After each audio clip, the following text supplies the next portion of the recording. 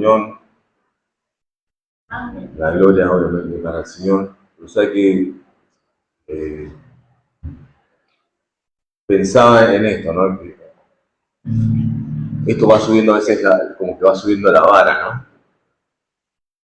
Y uno anhela siempre tener algo fresco, ¿no? De parte del Señor para la vida de los hermanos, que lo pueda bendecir realmente, ¿no? Que no simplemente, bueno, leo, comparto y ya está, sino que, bueno, que haya realmente eh, vidas que puedan ser alcanzadas a través de la palabra y que haya transformación. Y lo hablamos, y justamente la reunión anterior finalizamos hablando de la mariposa, ¿amén? ¿Se acuerda?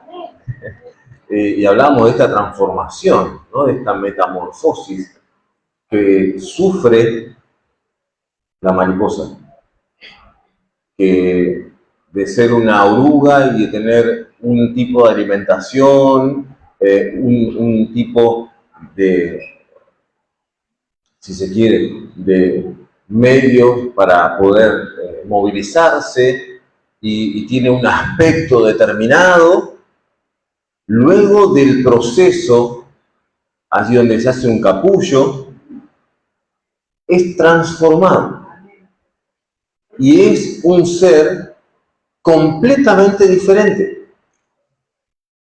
Y es lo que produce el Señor y lo que produjo el Señor en nuestras vidas. Ah, pensé que estaba en la iglesia evangélica. ¿No lo transformó el Señor? Ah, pensé que no. Es una transformación. El que robaba ya no robe más. ¿No? El que mentía ya no mienta más. ¿Qué pasó con Zaqueo? ¿Se acuerda de Zaqueo? ¿Cómo era Zaqueo? ¿Zaqueo era justo? ¿Zaqueo era bueno? ¿Lo querían todos sus vecinos? Tres preguntas retóricas, ¿no? Usted ya sabe la respuesta a esto. Por supuesto que no. Lo odiaban. Es más, lo querían ver muerto, porque era alguien que trabajaba para el gobierno romano y les estaba robando a sus propios hermanos judíos. Nosotros a veces nos enojamos con un almacenero que nos cobra de más y si se le cae en la cuadra me cobra 50 pesos menos y este ladrón decimos, ¿no? Peleamos el precio. No le decimos ladrón porque no es ladrón. Tiene un espíritu de ladrón. Pero peleamos, ¿no? Imagínense Zaqueo robándole sistemáticamente a todos. O sea, no es que alguno nada más, no es el que iba, por ejemplo, nosotros vamos al almacén o al kiosco y bueno, sufriremos de ese particular que nos cobrará de más. Lo de Zaqueo era indiscriminado, a todos les robaba. Sin embargo, cuando Jesús le dice, hoy es necesario que pose yo en tu casa, hay una transformación, es decir, Zaqueo mientras estaba subiendo al árbol del sicomoro era una oruga, bajó siendo oruga, llegó a su casa siendo oruga, pero cuando llegó Jesús salió siendo una mariposa y dijo que todos los bienes, aquel que le había estafado, que no eran pocos, eran todos, le iba a devolver cuadruplicado, es decir, 4 veces más. Al que le robó 1000 iba a devolver 4000. Y así con todos. Nosotros aún estando en la iglesia no tenemos ese tipo de transformación. Dios transforma todo, menos nuestro bolsillo. Dios nos transforma, sí, el ser interior, hermano, el bolsillo quedó intacto. No le damos al Señor. Y recuerda, cuando hablamos del tema de diezmo, yo no soy de tocar el tema de diezmo, no porque sea un tema tabú en la iglesia, sino porque en algún momento pensé que la iglesia conocía y después, bueno, vi que hay algunas cositas que había que ajustar allí. Pero cuando uno da de gracia. ¿Amén? Es decir, da porque recibe de parte de Dios. Entonces, no le cuesta. Si me cuesta darle a Dios, tengo un problema. porque nada es mío. Y entonces, si me cuesta darle a Dios lo que es de Él, tengo un problema. Los recursos que tengo para generar ese dinero, la salud que tengo para generar ese dinero, es todo dado y establecido por Dios. Y es una bendición de Dios que me alcanza. ¿Cómo yo entonces no le voy a devolver a Dios en agradecimiento solo un poco de lo que Él me da? Sería un mal agradecido. ¡Qué mal hijo! Todos creo que, a no ser que hayamos tenido padres tremendamente malos, pero Jesús da el ejemplo, ¿no? Si aún vosotros siendo malos sabéis dar buenas dádivas a vuestros hijos, ¿se acuerdan? Es decir, que aunque un padre sea malo, con su hijo va a tener consideraciones. Entonces se espera que naturalmente el hijo de alguna manera pueda retribuir a eso. Y lo hace de distintas maneras, lo hace con lo que está a su alcance. Quizás no lo hace de manera monetaria, pero tenemos hijos quizás que te vienen a visitar, que están preocupados, se preocupan, te llaman por teléfono, están ahí, si tenés algún problema, te pasa algo, y ahí están con vos. Y es su manera quizás, no monetaria, pero es su manera de retribuirle todo lo que ellos saben, porque los hijos sabemos el esfuerzo de los padres. Muchas veces parece que no lo reconocemos, pero lo vemos. Y viceversa, los padres también están atentos a las necesidades de los hijos. O Dios no está atento a su necesidad, o Dios no le ha suplido a usted cuando estaba en distintas oportunidades en necesidad, o en aflicción, o en dolor, o en angustia. ¿No estuvo Dios con usted? ¿Cuál es su manera, cuál es la forma en que usted le devuelve eso al Señor?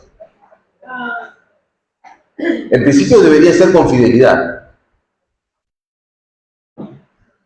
Y fidelidad es muy abarcativo.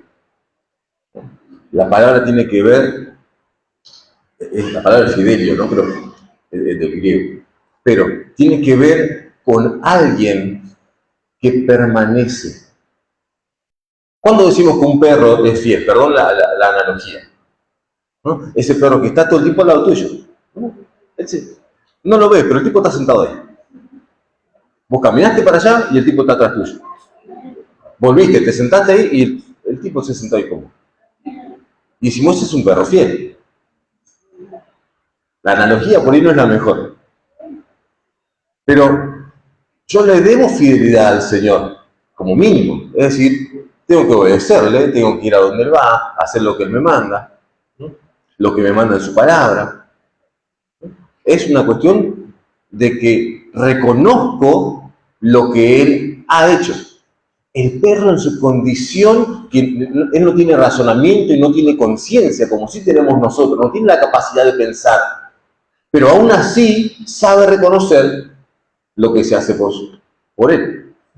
¿Vio? Y nosotros muchas veces no tenemos este toque de conciencia, ¿no? De ser conscientes de que le debemos como mínimo fidelidad al Señor.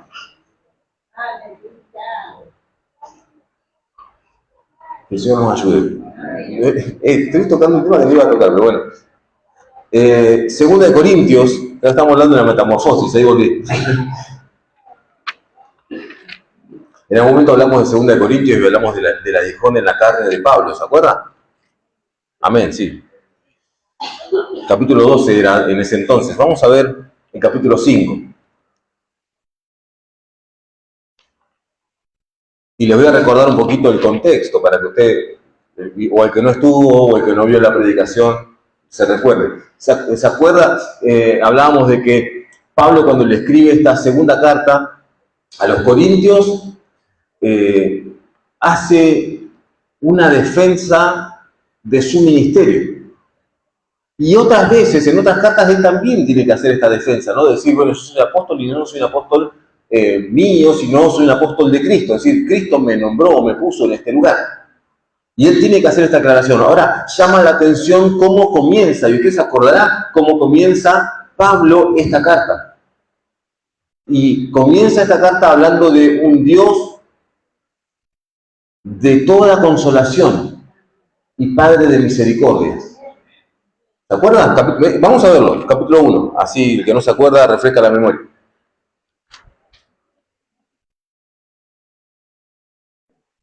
1:3 dice, bendito sea el Dios y Padre de nuestro Señor Jesucristo, y fíjese, Padre de misericordias y Dios de toda consolación. ¿Por qué lo llama así? Bueno, porque se siente, y lo hablábamos también acá, él se siente defraudado por la iglesia de Corintios. Un año atrás, un año antes aproximadamente, él escribe la primera carta, ordenando todas las cosas y las partes estructurales, las partes doctrinales, la parte del hablar en lenguas, el profetizar y el desorden que había en la iglesia de Corintios. Pablo se encarga a través de 15 capítulos, 16 capítulos, en realidad porque el último es la salutación, pero a través de estos 15 capítulos Pablo pone en orden la iglesia. Pero un año más tarde se entera de que hay hombres a los cuales él llama a los superapóstoles, irónicamente lo hace, a los cuales los corintios están siguiendo, porque ellos hablan muy bien, ellos, dice Pablo, ellos vienen como con mucho dinero y Pablo tiene que trabajar para poder subsistir. Entonces la iglesia de Corintios le llama la atención, wow, mirá cómo viene, ¿no? Como hoy podría pasar, mirá el auto que tiene, wow, cómo Dios lo bendice. Este es un siervo de Dios, mirá el auto que tiene. Pero un poco es lo que estaba pasando con la iglesia de Corintios. Hablaban lindo, se vestían bien, menoscababan a Pablo. Decían que Pablo no tenía una buena retórica. Lo leímos, está ahí en 2 Corintios también. Entonces Pablo se entristece al enterarse de esto, antes de escribir la carta.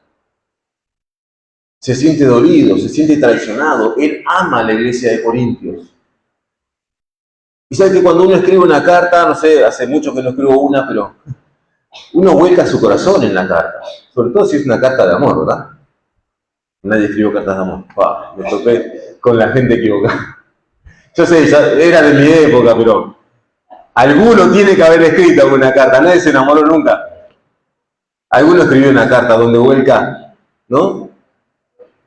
Todos sus sentimientos y los decora, ¿no? Un poco más con palabras, trata de ponerle florcitas para que esas palabras se vean lindas y se entere de lo que yo siento. Pablo escribe cartas también. Pablo también escribe cartas y las escribe desde el corazón, inspirado por el Espíritu Santo. Esas cartas tienen un poder, tienen tal poder que hoy por hoy nos afectan a nosotros también. Eran cartas poderosas, pero en eso también Pablo va, los sentimientos, por eso las salutaciones, por eso el inicio él saluda, cuando termina las cartas él también saluda y pide oración. ¿Por qué? Porque es necesario, él está volcando todo su ser en esto que está escribiendo. Y en esta regulación que tiene a través de la palabra y a través de lo que él les aconseja a la iglesia que tiene que hacer a la iglesia de Corintios en la primera carta, obviamente que él está orando para que esa carta produzca fruto y los corintios crezcan. Y que la iglesia pueda ser enriquecida. Y sin embargo, no mucho tiempo después, un año más tarde, se entera que la iglesia, en vez de estar creciendo, porque se acuerdan, 1 Corintios en el capítulo 5 les dice que son niños. ¿Se acuerdan? 1 Corintios capítulo 5 en adelante. Y que no les puede dar vianda, sino que les tiene que dar leche, porque son criaturas. Son niños espirituales. Entonces, al recibir noticias, lo que espera que le digan seguramente es, ¿sabes qué? Los corintios aceptaron todo el consejo de la palabra y están creciendo. Gloria a Dios. Es lo que yo esperaría. ¿Viste la iglesia que le escribiste? ¿Sabes cómo está creciendo la iglesia en Corintios? Una bendición. Tomaron todo el consejo de la palabra, lo pusieron por obra, ahora están creciendo, son maduros espirituales, ya les puede dar vianda. Se encuentra con lo contrario, con todo lo opuesto. En vez de darle vianda, se encuentra con que están siguiendo a otros, que son mejores que él en apariencia. que tienen más capacidad que él, que se visten mejor, que tienen más elocuencia. Entonces esto lo entristece. Y acude al único que puede sacarlo de ese lugar, al Padre de misericordias y al Dios de toda consolación. ¿Y sabe qué? Se lo hace saber por la carta. Él les hace ver que está dolido.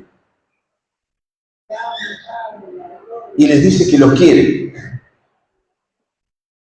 Tendremos que leer toda la carta de Corintios, que nos llevaría unos 15 minutos como para entender todo el contexto. Pero dentro de la carta, no recuerdo ahora el capítulo y el versículo, pero él nos dice que los quiere, que los ama. Y continúa después en su exposición de su corazón, de alguna manera. Es la carta quizás más íntima de Pablo. Y lo que leemos y lo que vamos a leer ahora tiene que ver con este contexto. ¿Sí? Necesito que usted se recuerde de este contexto, porque es lo que moviliza a Pablo a escribir. Dice el capítulo 5.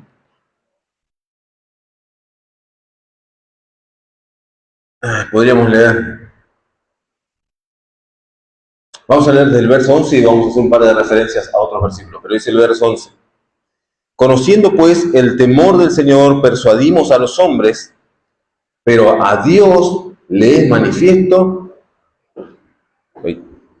lo que somos. Y espero que también lo sea a vuestras conciencias. ¿Por qué le está diciendo esto? Porque recuerde que ellos vienen siguiendo a alguien que se dicen ser apóstoles. Y vienen y engañan a los corintios.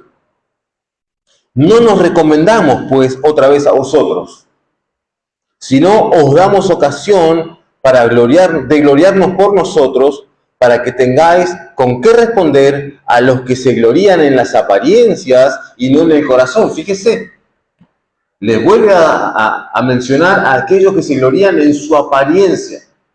Dice, nosotros nos podríamos gloriar. Cuando habla de nosotros está hablando de su equipo evangelístico, si se quiere.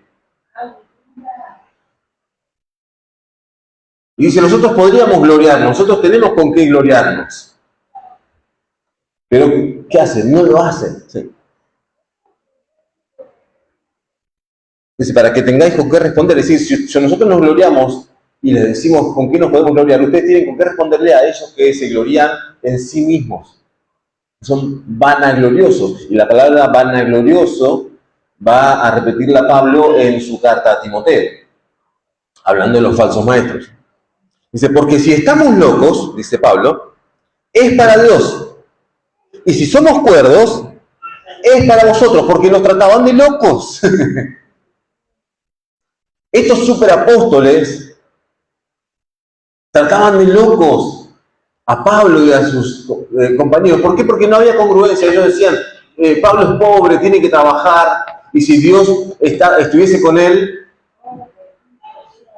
si fuese palabra de Dios, Dios lo estaría bendiciendo, pero Pablo es pobre, tiene que trabajar, nosotros no. Era una locura para ellos lo que estaba pasando. Y era la forma de seducir a la iglesia de Corintios. Fíjense que no está alejado de lo que pasa hoy. Y esto pasó en el año 57, aproximadamente. Casi 2000 años atrás. Eran seducidos por palabrería. No te vas a ir allá. ¿Viste el auto que tiene? ¿Viste cómo se viste? ¿Es eso lo que importa? No, la iglesia no está revocada, no te conviene ir allá. Vení acá que tenemos aire acondicionado. Bueno, era la forma de seducción que tenían estos superapóstoles y Pablo se los hace ver. Dice, porque si estamos locos es para Dios y si estamos cuerdos es para vosotros. Porque el amor de Cristo nos constriñe, pensando en esto, que si uno murió por todos, es decir, Jesús, luego todos murieron. Y por todos murió, para que los que viven ya no vivan para sí, sino para aquel que murió y resucitó por ellos. ¿De quién está haciendo mención? Está haciendo primero mención de Jesús, el que murió. ¿Amén? Y dice, por todos murió. Ahora, siguiendo la línea y el contexto de lo que Pablo viene hablando desde el capítulo 5 en adelante, está hablando de la iglesia, de los que han sido salvos a través de la muerte de Cristo y creyeron en Cristo. Ese es el contexto. Por todos murió, por todos ellos murió. Y dice después, para que los que viven ya no vivan para así decir. Ahora que nosotros recibimos la vida de Cristo, ya no vivimos para nosotros, para nuestros placeres, para nuestros gustos, para nuestros deleites. ¿Vivimos para quién? Para Dios. Ya no vivo yo, Cristo vive en mí. La vida que vivo, la vivo en la fe del Hijo de Dios, el cual me amó y por mí se entregó para que yo viva una vida libre del pecado. Ya no vivo yo, Cristo vive en mí. Este concepto, esta idea va a estar plagada en las cartas de Pablo, del vivir ajeno a los bienes materiales, a las cosas. Por eso él era alguien que trabajaba con su mano para sustentarse. Y no es que no creemos en la prosperidad que Dios nos puede dar. La Biblia habla muchas veces de prosperidad. Ahora, amado, dice Juan, yo deseo que tú seas prosperado, así como prospera ¿qué? Tu alma. Es decir, primero prospera el alma y luego viene el resto. Esto de que hablamos de las añadiduras tantas veces, ¿no? Buscar primeramente el reino de Dios y su justicia y todas las demás cosas os serán añadidas. No corre por mi cuenta. Cuando alguien te añade algo, no corre por cuenta de uno. Si yo busco a Dios, si sigo su camino, si amo su palabra, si obedezco su palabra, el Señor se encarga de añadir. ¿Amén? No soy yo quien me añado a mí mismo. Yo no puedo añadirme gozo. Yo no puedo añadirme paz. Lo hace Dios a través de su Espíritu Santo. Y esto hace que yo prospere. ¿Por qué? Porque mi alma prospera, mi ser prospera. Avanza, evoluciona, crece, madura. ¿Hasta cuándo? Hasta llegar a la perfección. Dice, de manera que nosotros de aquí en adelante a nadie conocemos según la carne. Fíjese el concepto. A nadie conocemos según la carne. Y aun si a Cristo conocimos según la carne, ya no le conocemos así. ¿Por qué? Porque hay una vida nueva en el Espíritu. Por más que él haya visto y Pablo haya visto a Jesús resucitado, dice ya, eso ya no me vale de nada, me vale la vida espiritual, le conozco en el Espíritu, soy enriquecido en el Espíritu. Por más que le haya conocido cara a cara o haya andado con él como anduvieron los apóstoles, ahora en esta nueva vida, y eso vamos a hacer referencia ahora, lo que vale es el Espíritu. En un espíritu vivificado, que antes estaba muerto en delitos y pecados, pero acá ahora a través de Cristo halló vida. Entonces ya no vale de nada lo que vivía antes. Lo que vale es lo que vivo ahora en el espíritu, mi vida espiritual. Por eso, verso 17, de modo, o por eso, o de esta manera, o por lo tanto, si alguno está en Cristo, nueva criatura es. El verso lo conoce de memoria, ¿verdad? Las cosas viejas, ¿qué pasó? Pasaron. Y de aquí, todas son hechas. Alguien dijo una vez, las viejas pasaron, yo quiero las nuevas. Las cosas viejas, hermano.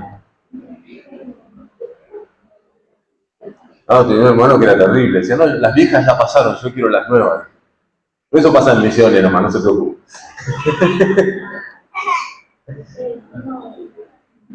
De manera, por lo tanto, se refiere a todo lo que viene hablando Pablo antes. No alcanzamos el tiempo a ver todo, no lo vamos a ver. Pero Pablo vino haciendo desde el capítulo 5, desde el capítulo 4 en adelante, vino haciendo una revisión de cosas tremendas. para llegar a una conclusión que es esta, de estar en Cristo. ¿Sabe que la palabra en Cristo aparece 84 veces en las cartas paulinas? De alguna manera alguien dijo hace mucho tiempo atrás que es como la columna vertebral de las cartas paulinas o de la teología paulina. Estar en Cristo. Porque no es solamente una situación o una condición que uno puede decir de estado, ¿no? De estar en un lugar, sino que tiene que ver con el ser y el estar. Es de la manera en donde estoy, es como soy, lo que yo manifiesto. Si yo estoy en Cristo, manifiesto las obras de Cristo. Por eso siempre hacemos referencia al capítulo 15 de Juan, ¿no? De la vid y los pámpanos. Si dice, yo soy la vid, dice Jesús, vosotros sois los pámpanos, o las ramas. Mi Padre es el labrador, quien se encarga de cuidar la vid. Si permanecéis en mí, y mi palabra en vosotros, lleváis fruto. Amén. Capítulo 15 de San Juan. Y después dice, más fruto y mucho fruto. Ahora, si yo estoy en Cristo, en la vid, si yo soy parte de la vid, si soy un tronco de la vid, va a circular lo mismo que sustenta a la vid. La esencia de la vid va a circular por mí, que soy un tronco, soy de madera, que soy parte de la vid. Tiene que circular la vida de Cristo, la esencia de Cristo en mi vida. ¿Para qué? Para que dé fruto. Y ese fruto va a demostrar que realmente soy una uva. Ahora, si Jesús es la vid, yo soy un tronco, pero el fruto es una pera, algo está mal. No está circulando lo mismo la esencia de Jesús. Está circulando otra cosa. El fruto es distinto. ¿Se entiende? Sí, ¿y cuándo lo veo? En las circunstancias cotidianas de la vida, cuando alguien me hace mal, cuando alguien quizás me insulta, cuando alguien me calumnia por ser cristiano, cuando alguien habla mal de mí, ¿qué es lo que yo hago? Voy y busco revancha, ya te voy a agarrar, ya vas a ver, o me arrodillo y doblo mis rodillas y le pido, Señor, ten misericordia de este muchacho, ten misericordia. La primera situación marca que hay peras, hay higo, hay cualquier cosa menos la esencia de Cristo. La segunda situación marca que hay fruto del Espíritu. Ahí es cuando lo manifiesta. Las circunstancias adversas que usted pueda pasar y que pase cada día, lo único que hacen es resaltar quién es usted en Cristo. O si realmente está en Cristo. Cuando usted pasa por un momento de circunstancias de tribulación, de dolor, de enfermedad, y cuando dices, ya no aguanto más, no entiendo más nada, ahora que yo voy a la iglesia me va todo mal, ¿qué está manifestando? Lo que hay en usted. Y si realmente está circulando la esencia, la vida de Cristo está circulando en su vida para que su boca manifieste lo que hay en su corazón. Evidentemente lo que hay en su corazón no es Cristo. Porque entendería que esa situación y esa circunstancia lo está perfeccionando, de que Dios está utilizando esa circunstancia, esa enfermedad, ese aguijón en la carne, capítulo 12 del libro de Corintios, de 2 de Corintios. Pablo también tenía un aguijón en la carne. ¿Sabe qué? 3 veces le pidió a Dios que se lo sacara. ¿Qué hizo Dios? No se lo sacó. Y era el apóstol Pablo. ¿Piensa usted que es mejor que Pablo? Entonces, si tiene algún problema y alguna necesidad, porque ¿sabe qué? Dios le responde. O sea, no es que Dios no le respondió. Le dijo, mi gracia es suficiente, o bástate mi gracia. Mi gracia es suficiente. Con mi gracia ya lo tenés todo. ¿Se conforma usted con la gracia del Señor? Porque créame que si usted no es sano de la enfermedad o de lo que esté pasando, la respuesta va a ser la misma, porque es la que está en la palabra. La gracia de Dios es suficiente. Si tienes la gracia de Dios, si yo tengo la gracia de Dios, con eso me basta. Ah, no, pero yo quiero un auto nuevo. Ah, no, pero yo no quiero usar más anteojos. ¿Sabe que yo también oré por no tener anteojos? También me quise hacer el lindo. No lo logré. Dios no me sanó. Mi abuela me llevaba cuanta campaña encontraba. Había un evangelista allá y allá íbamos con mi abuela. Y estaba Anacondia y allá iba a estar Anacondia. Y estaba Cabrera y allá iba a estar Cabrera. Y crudo, cocinado. No me sanó el Señor. Ahora, yo no me enojé. Entiendo que no está dentro de su voluntad. Y la verdad, la gracia del Señor me basta. Hay cosas que muchas veces Dios va a responder que no. Muchas veces Dios te va a responder que no. Y te va a decir, mi gracia te basta. Con mi gracia ya lo tenés todo. Ahora, ¿qué es la gracia? Y lo hemos visto muchas veces. Es ese regalo no merecido, aquello que fuimos sacados del lodo cenagoso, ¿no? De lugares a los cuales quizás nunca más querríamos volver. Y de ahí nos sacó el Señor. Esa es su gracia. Eso nos basta. Estar insertado como un olivo, ¿no? Injerto en el olivo verdadero cuando no tendríamos que estar, eso también tendría que ser suficiente. Pero queremos más.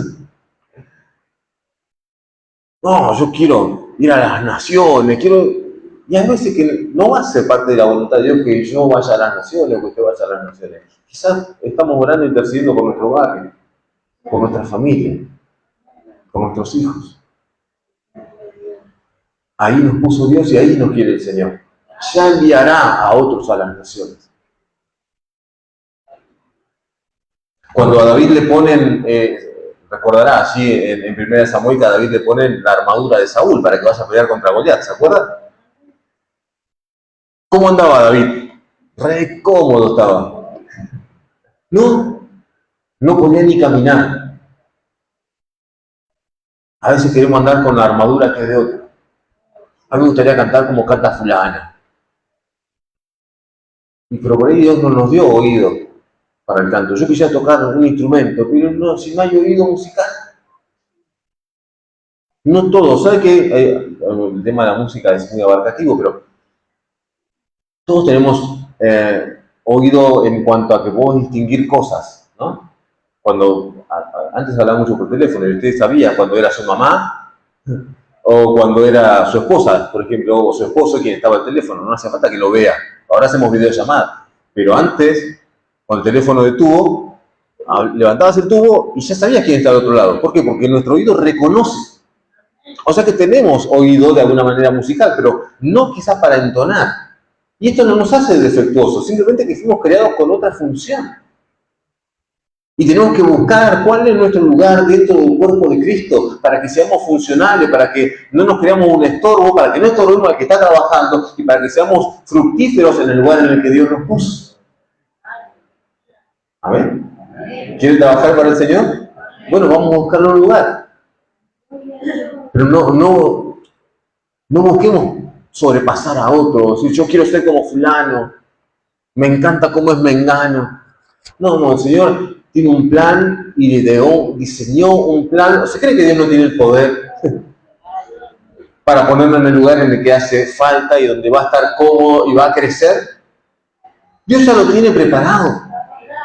Nosotros aún no lo descubrimos. Y nos frustramos en nuestra búsqueda porque es nuestra búsqueda y resulta infructuosa, inútil. Una búsqueda que no da a ningún lado, da callejones sin salida porque no está guiada por Dios. Cuando Dios nos guía, nos lleva al lugar donde Él nos preparó para que estemos. Yo no pensaba estar en este lugar, aquí en Saizar. De hecho, no conocía, no sabía que existía el Saizar. Y no por ningunearlo al lugar, no sabía que existía. Y sin embargo, Dios aquí me trajo, porque fue su voluntad. Él lo quiso hacer de esa manera. Desconozco por qué. Pero a Dios le plació así. Y acá estamos para la gloria del Señor. No se frustre, hermana, joven. Dios tiene un plan, ya lo trazó. Ya está estipulado. Permanecer. Una de las cosas que las cuales habla allí, capítulo 15 de San Juan, es permanecer. Permanecer. Si nosotros no permanecemos y salimos por el bueno, acá no me gusta, salgo para allá, acá no me siento cómodo, salgo para allá, eso no es permanecer. Permanecer es quedarse en el mismo sitio, en el mismo lugar.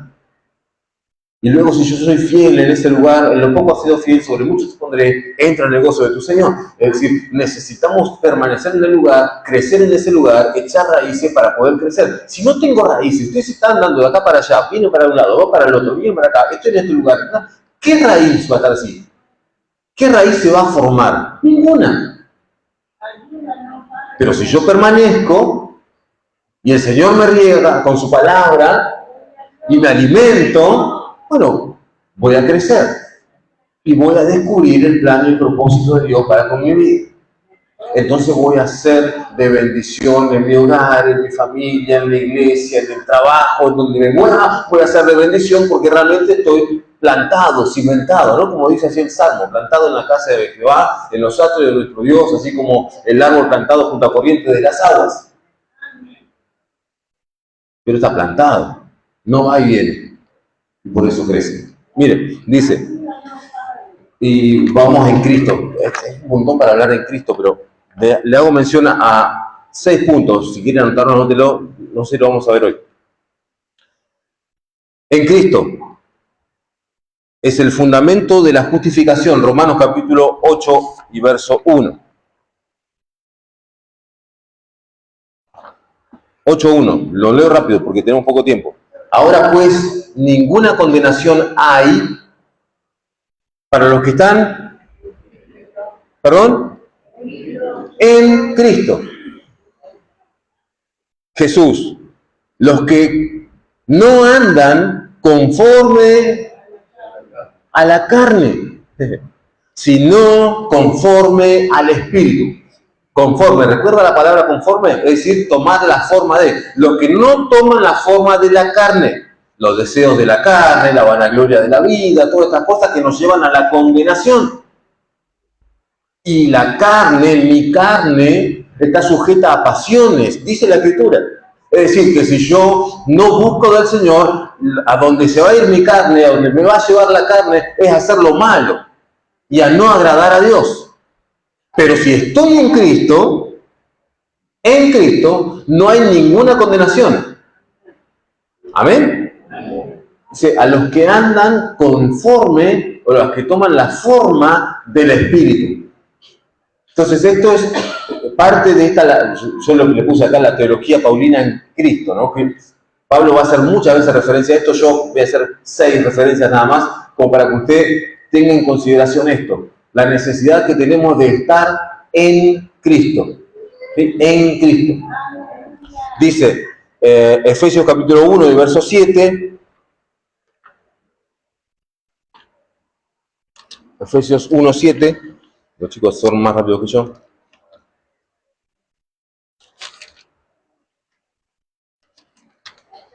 A ver.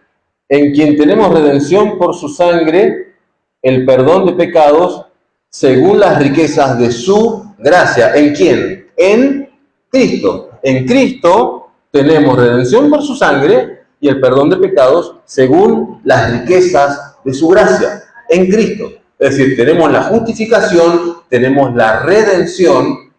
¿Sí? Vamos al tercero. 2 Corintios 5, 17, lo que leímos recién, es decir, tenemos una nueva, o somos una nueva creación, una nueva criatura, ¿sí? Y donde las cosas viejas ya pasaron y todas son hechas nuevas. ¿En dónde? En Cristo. Entonces tenemos redención, justificación, redención y nueva creación o regeneración de lo que éramos antes a lo que somos ahora en Cristo. Pero por supuesto, para que esto suceda, ya no tiene que... la carne ya no tiene que ser la que impera dentro de mí. Las obras de la carne, los deseos de la vida, la vanagloria, no tiene que ser imperantes, sino que tiene que ser Cristo y su voluntad en mi vida. Ya no es lo que yo deseo, sino es preguntar, Dios, ¿qué querés que haga? No es lo que mi carne quiere. Mi carne hubiese querido esta mañana seguir durmiendo, porque me acosté como a las 2 de la mañana. Sin embargo, 2:30. Acá estábamos. Mi carne va a tirar siempre hacia abajo y el espíritu me va a llevar siempre hacia arriba. Si pues habéis resucitado con Cristo, Colosenses capítulo 1, busca las cosas, capítulo 3, verso 1, busca las cosas de arriba, porque arriba ¿quién está?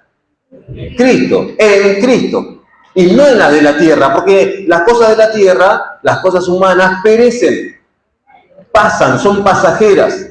Entonces, ¿qué me manda la Biblia? Mirar hacia arriba, no hacia abajo. ¿Te recuerdas? Le hacía la analogía de la casa, ¿no? Una casa con 2 pisos, yo para poder subir hacia arriba tengo que forzarme y subir en la escalera. Y así tengo una ventana que mira hacia arriba, hacia las cosas del cielo. Pero si no me esfuerzo, veo las cosas de la tierra, me quedo en la planta baja, si se quiere. Punto 4. Garantía de resurrección, 1 Corintios 15, 22.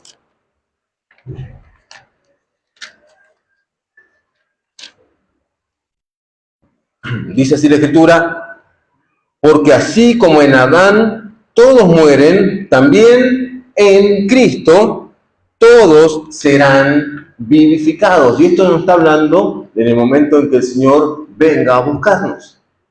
Así que tenemos la justificación, la redención, la regeneración y también el atendimiento o la búsqueda de Cristo por nosotros, la vivificación. Amén. Punto 5, Efesios 4:15. Perdón que sea tan rápido, es que no nos da el tiempo, después lo vamos a desarrollar. Dice, 4:15 de Efesios y el 16, dice: sino que siguiendo la verdad en amor, crezcamos en todo aquel que es la cabeza, esto es, en Cristo, crecimiento, de quien todo el cuerpo, bien concertado y unido entre sí, por todas las coyunturas que se ayudan mutuamente según la actividad propia de cada miembro, recibe su crecimiento para ir edificándose en amor. Crecimiento. Y fíjese, el capítulo, el verso 16 nos afecta a nosotros como iglesia. Porque podemos decir, bueno, yo estoy en Cristo y lo hablamos individualmente, pero fíjese que el 16 habla acerca de la iglesia y dice: de quien todo el cuerpo, y esto es la iglesia, bien concertado, es decir, bien unido, cada uno en su lugar, lo que hablamos al principio, y unido entre sí por todas las coyunturas que se ayudan mutuamente. ¿Buscamos ayudar al hermano? Está hablando de la iglesia, está hablando de nosotros. ¿Somos el cuerpo de Cristo?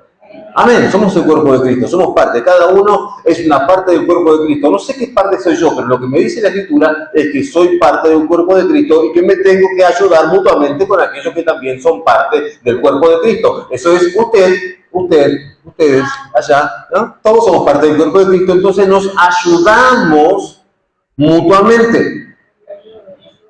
Y estamos unidos. Y estamos unidos. Amén. Porque somos un cuerpo, porque nos amamos, nos mezquinamos. Y si uno si uno está sufriendo, todos sufrimos. Si alguien está gozoso, todos nos gozamos. La victoria del hermano o de la hermana es nuestra victoria. La lucha del hermano también es mía. Y yo oro para que el hermano o la hermana sea revestido de fortaleza y pueda salir airoso de esa dificultad. Porque somos un cuerpo y estamos en Cristo. Entonces, cuando estas cosas suceden, comienza el crecimiento, que es lo que sigue diciendo Pablo. Y el último punto, la esperanza. Colosenses capítulo 1, verso 27. Colosenses capítulo 1 y el verso 27 dice: a quienes Dios quiso dar a conocer las riquezas de la gloria de este misterio entre los gentiles, que es Cristo en vosotros, la esperanza de gloria. En Cristo tenemos esperanza. Y eso también nos une, porque somos todos nosotros como cuerpo, y Cristo viene por una iglesia, no por unas individualidades santas. ¿Sabía? Viene por su iglesia, no por un montón de individuos, viene por una iglesia. Por eso que necesitamos estar juntos, unidos, en armonía, en Cristo. Y cuando estamos en Cristo, podemos dar fruto. porque corre Cristo, la esencia de Cristo sobre nuestras vidas. Entonces todos, de alguna manera, tiramos para el mismo lado. No hay intereses personales. No, yo voy porque de acá a poco, me ponen de diácono. De acá a poco. Eso no es estar en Cristo. Venir por intereses personales, en algún momento Dios lo va a acordar. A su tiempo, en su momento. Que el Señor nos ayude, hermanos, que estemos en Cristo. Y Él dice, humillaos pues por la poderosa mano del Señor, y Él os exaltará cuando fuere tiempo. Es el tiempo de Dios. Mientras yo estoy en Cristo, persevero. Sigo, continúo. Sigo luchando, sigo perseverando. Y si estoy luchando, oramos entre todos. Somos un cuerpo, oramos por el hermano fulano, está en dificultades, como estamos orando por Fernando. Oramos, nos unimos como un cuerpo y crecemos como cuerpo. ¿Y sabe qué? Crecemos todos juntos. No es que de repente sobresale uno ahí y después los otros quedan enanos espirituales, no. Todos crecemos. Y todos nos edificamos mutuamente. ¿Amén? Póngase de pie, iglesia, por favor. Vamos a estar orando y creyendo en que Dios tiene el poder y la autoridad y también tiene el deseo de que crezcamos, de que maduremos, de que podamos estar en Cristo y dar fruto.